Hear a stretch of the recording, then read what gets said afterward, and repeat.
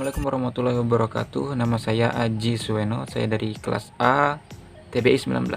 Hari ini kita akan membahas tentang perkembangan psikologi anak. Tapi saya tidak akan melebar. Saya akan membahas tema khusus, yaitu faktor yang mempengaruhi perkembangan seorang anak. Jadi saya tidak akan melebar karena bahasannya cukup luas. Selanjutnya kita harus membedakan dulu apa itu perkembangan dan pertumbuhan. Karena yang kita belajar adalah perkembangan psikologi anak, bukan pertumbuhan. Jadi perkembangan itu adalah proses perubahan progresif. Pertumbuhan juga sama, proses perubahan progresif, artinya perubahan yang meningkat. Tapi perkembangan adalah proses perubahan progresif yang bersifat kualitatif fungsional. Sedangkan pertumbuhan adalah proses perubahan progresif yang bersifat kuantitatif. Perkembangan itu bersifat kualitatif fungsional itu contohnya bertambahnya perbenaran kata, semakin jelasnya berbicara, kemudian semakin memahami konsep-konsep tertentu. Sedangkan pertumbuhan itu adalah perubahan yang kuantitatif, artinya bisa dihitung. Contohnya bertambah panjangnya tangan seorang anak, bertambah beratnya badan seorang anak. Itu perubahan karena dia bersifat kuantitatif, bisa diukur.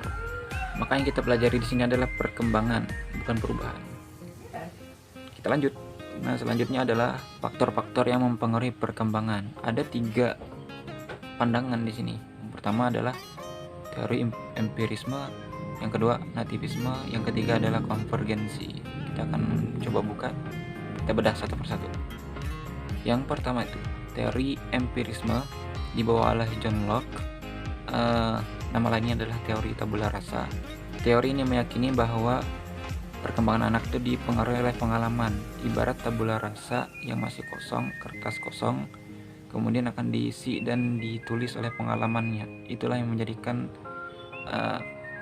kepribadian seorang individu terbentuk. Yang kedua adalah teori nativisme. Teori nativisme ini dibawa oleh Arthur Schopenhauer. Disebutkan bahwa perkembangan seorang anak itu dipengaruhi oleh faktor bawaan. Jadi lingkungan sama sekali tidak mengubah seorang individu. Jika seseorang itu faktor bawaannya adalah baik, maka dia akan menjadi baik, dan sebaliknya. Yang ketiga yaitu teori konvergensi. Teori konvergensi ini adalah penggabungan dari empirisme dan nativisme. Artinya dia mempercayai bahwa yang mempengaruhi seorang anak itu adalah faktor bawaan dan faktor lingkungan. Teori ini dibawa oleh William Stern. Saya pun lebih memilih teori yang ketiga ini karena lebih mirip dengan konsep yang ada di dalam Islam. Seperti yang kita ketahui, di dalam Islam kita tahu ada faktor bawaan. Faktor bawaan itu adalah nurani atau fitrah atau yang sejenisnya. Jadi fitrah ini memang berbeda dengan faktor bawaan seperti yang dikatakan oleh Schopenhauer.